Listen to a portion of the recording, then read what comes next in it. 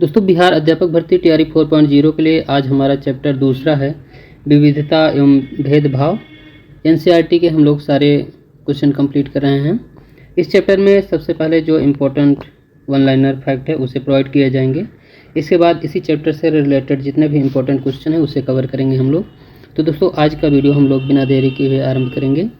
सबसे पहले हम लोग जानेंगे रूढ़िबद्ध धारणाएं। जब हम सभी लोगों को एक छवि में बांध देते हैं या उनके बारे में पक्की धारणा बना लेते हैं, उसे रूढ़िबद्ध धारणा कहते हैं। कई बार हम किसी खास देश, धर्म, लिंग के होने के कारण किसी को कंजूस, अपराधी या बेवकूफ़ ठहराते हैं। ऐसे दरअसल उनके बारे में मन में एक पक्की धारणा बना लेने के कारण होता है। हर देश, धर्म में हमें कंजूस, अपराधी, बेवकूफ़ लोग मिल ही जाते हैं, सिर्फ इसलिए कि कुछ लोग उस समूह में वैसे हैं। पूरे समूह के बारे में ऐसी राय बनाना वाजिब नहीं है। इस प्रकार की धारणाएं हमें प्रत्येक इंसान को एक अनोखे और अलग व्यक्ति की तरह देखने में रोक देती हैं। हम नहीं देख पाते कि उस व्यक्ति के अपने कुछ खास गुण और क्षमताएं हैं जो दूसरे से अलग हैं। रूढ़िबद्ध धारणाएं बड़ी संख्या में लोगों को एक ही प्रकार के खांचे में जड़ देती है। जैसे माना जाता था कि हवाई जहाज़ उड़ाने का काम लड़कियां नहीं कर सकती, का असर हम सब पर पड़ता है। कई बार ये धारणाएं हमें ऐसा काम करने से रोकती हैं जिनको करने की काबिलियत शायद हम में हो। असमानता एवं भेदभाव। भेदभाव तब होता है जब लोग पूर्वाग्रहों या रूढ़िबद्ध धारणाओं के आधार पर व्यवहार करते हैं।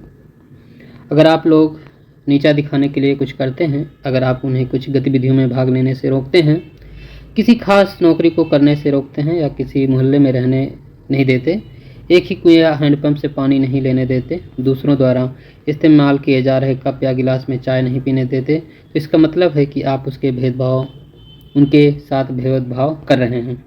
कुछ लोगों को विविधता और असमानता पर आधारित दोनों ही तरह के भेदभाव का सामना करना पड़ता है। एक तो इस कारण कि वह उस समुदाय के सदस्य हैं जिनकी संस्कृति को मूल्यवान नहीं माना जाता। उससे यदि वे गरीब हैं, उनके पास अपनी ज़रूरतों को पूरा करने के साधन नहीं हैं, तो इस आधार पर भी भेदभाव किया जाता है। दोहरे भेदभाव का सामना कई जनजातीय लोग, धार्मिक समूह, खास क्षेत्र के लोगों को करना पड़ता है। दलित वह शब्द है जो नीची कही जाने वाली जाति के लोग अपनी पहचान के रूप में इस्तेमाल करते हैं। वह इस शब्द का अछूत से ज़्यादा पसंद करते हैं। दलित का मतलब है जिन्हें दबाया गया, कुचला गया। दलितों के अनुसार यह शब्द दर्शाता है कि कैसे सामाजिक पूर्वाग्रहों और भेदभाव ने दलित लोगों को दबा कर रखा है। सरकार ऐसे लोगों को अनुसूचित जाति के वर्ग में रखती है। भारत के एक महान नेता डॉक्टर भीमराव अंबेडकर ने जाति व्यवस्था पर आधारित भेदभाव के अपने अनुभव के बारे में लिखा है। यह अनुभव उनको 1901 में हुआ जब वे 9 साल के थे। वे महाराष्ट्र में कोरेगांव में अपने भाइयों के साथ पिता से मिलने गए थे। डॉक्टर भीमराव अंबेडकर को भारतीय राष्ट्र संविधान के पिता एवं दलितों के सबसे बड़े नेता के रूप में जाना जाता है। डॉक्टर अंबेडकर ने दलित समुदाय के अधिकारों के लिए लड़ाई लड़ी। उनका महार जाति में जन्म हुआ था जो अछूत मानी जाती है। महार लोग गरीब होते थे, उनके पास ज़मीन नहीं होती थी और उनके बच्चों को वही काम करना पड़ता था जो वे खुद करते थे। उन्हें गाँव के बाहर रहना पड़ता था और गाँव के अंदर रहने आने की इजाज़त नहीं थी। अंबेडकर अपनी जाति के पहले व्यक्ति थे जिसने पहले अपनी कॉलेज की पढ़ाई पूरी की और वकील बनने के लिए इंग्लैंड गए। उन्होंने दलितों को अपने बच्चों को स्कूल, कॉलेज भेजने के लिए प्रोत्साहित किया। दलितों से अलग तरह की नौकरी करने को कहा ताकि वे जाति व्यवस्था से बाहर निकल पाएँ। दलित के अंदर मंदिर में प्रवेश के लिए जो कई प्रयास किए जा रहे थे, उनका अंबेडकर ने नेतृत्व किया।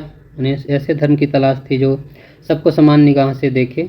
जीवन में आगे चलकर उन्होंने धर्म परिवर्तन करके बौद्ध धर्म को अपनाया। उनका मानना था कि दलितों को जाति प्रथा के खिलाफ अवश्य लड़ना चाहिए। ऐसा समाज बनाने की तरफ काम करना चाहिए जिसमें सबकी इज्जत न हो कि कुछ ही लोगों की। पूरे गांव में अपने भाइयों के साथ पिता से मिलने गए थे।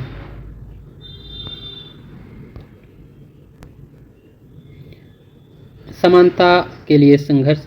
ब्रिटिश शासन से आज़ादी पाने के लिए जो संघर्ष किया गया था उसमें समानता के व्यवहार के लिए किया गया संघर्ष भी शामिल था। दलित, औरतों, जनजातियों, लोगों और किसानों ने अपने जीवन में जिस गैर बराबरी का अनुभव किया उसके खिलाफ उन्होंने लड़ाई लड़ी।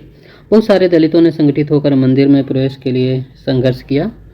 महिलाओं ने मांग की कि जैसे पुरुषों के पास शिक्षा का अधिकार है वैसे भी अधिकार मिले। किसानों और दलितों ने अपने आप को जमींदारों, उनकी ऊंची ब्याज की दर से छुटकारा पाने के लिए संघर्ष किया। 1947 में भारत जब आज़ाद हुआ और एक राष्ट्र बना तो हमारे नेताओं ने समाज में व्याप्त कई तरह की असमानताओं पर विचार किया। संविधान को लिखने वाले लोग भी इस बात से अवगत थे कि हमारे समाज में कैसे भेदभाव किया जाता है और लोगों ने उसके खिलाफ किस तरह से संघर्ष किया। कई नेता इन लड़ाइयों के हिस्से बने थे। डॉक्टर अंबेडकर इसलिए नेताओं ने संविधान में ऐसी दृष्टि और लक्ष्य रखा जिससे भारत में सभी लोगों को बराबर माना जाए। समानता को एक अहम मूल्य की तरह माना गया है जो हम सभी को एक भारतीय के रूप में जोड़ती है। प्रत्येक व्यक्ति को समान अधिकार और समान अवसर प्राप्त है। अस्पृश्यता यानी छुआछूत को अपराध की तरह देखा जाता है और दलित के अलावा कई अन्य समुदाय हैं जिनके साथ भेदभाव किया जाता है। दोस्तों, अब हम लोग इस टॉपिक से रिलेटेड जितने भी इम्पोर्टेंट क्वेश्चन हैं उसे हम लोग कवर करेंगे। सबसे पहला इसमें क्वेश्चन है, भारतीय संविधान का पिता किसे कहा जाता है? तो B.R. अम्बेडकर हैं जिनको भारतीय संविधान का पिता कहा जाता है। ये 29 अगस्त 1947 को गठित प्रारूप समिति के अध्यक्ष भी थे। क्वेश्चन नंबर दूसरा है, डॉक्टर भीमराव अंबेडकर का जन्म एवं मृत्यु कब हुई थी? तो 1891 में जन्म हुआ था और 1956 में उनकी डेथ हुई थी। हम भारत के लोग अंगीकृत अधिनियमित, इसको फिर से देखते हैं, हम भारत के लोग अंगीकृत अधिनियमित और आत्मकृत हैं। तो ये आत्मसमर्पित, यह तो इसमें भरा जाएगा उद्देशिका। तो इसका सी ऑप्शन इसका राइट आंसर हो जाएगा। संविधान की प्रस्तावना में कितने प्रकार की स्वतंत्रता का उल्लेख किया गया है? तो 5 प्रकार की स्वतंत्रताएं हैं।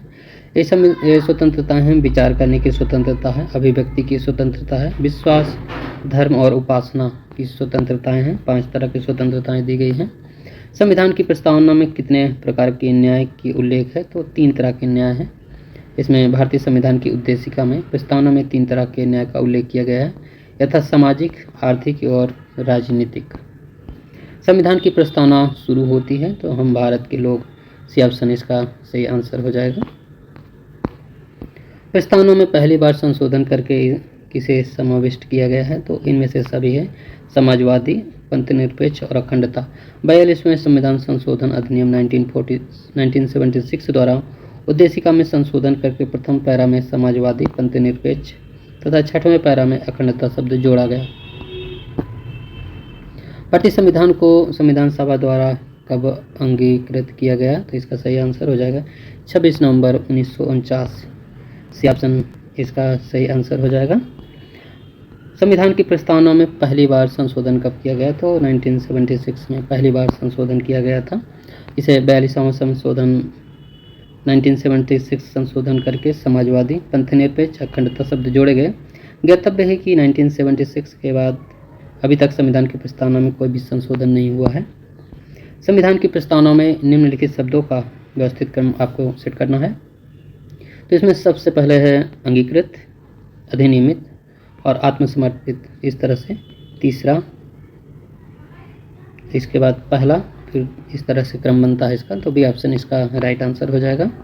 संविधान की प्रस्तावना प्रारंभ होती है, हम भारत के लोग भारत को एक संपूर्ण प्रभुत्व संपन्न समाजवादी, पंथनिरपेक्ष, लोकतंत्रात्मक गणराज्य बनाने के लिए तथा उसके समस्त नागरिकों को सामाजिक, आर्थिक, राजनीतिक न्याय, विचार, अभिव्यक्ति, विश्वास, धर्म, उपासना की स्वतंत्रता, प्रतिष्ठा और अवसर की समानता प्राप्त करने के लिए तथा उन सब में व्यक्ति की गरिमा और राष्ट्र की एकता और अखंडता को सुनिश्चित करने वाली बंधुता बढ़ाने के लिए दृढ़ संकल्प होकर अपनी संविधान सभा में आज तारीख 26 नवंबर 1949 को एतद द्वारा संविधान को अंगीकृत, अधिनियमित और आत्मसमर्पित करते हैं कि संविधान संशोधन द्वारा उद्देशिका में समाजवादी, पंथनिरपेक्ष एवं अखंडता शब्द जोड़े गए। तो ये 42वें संविधान संशोधन के द्वारा ये सारे वर्ड जोड़े गए हैं।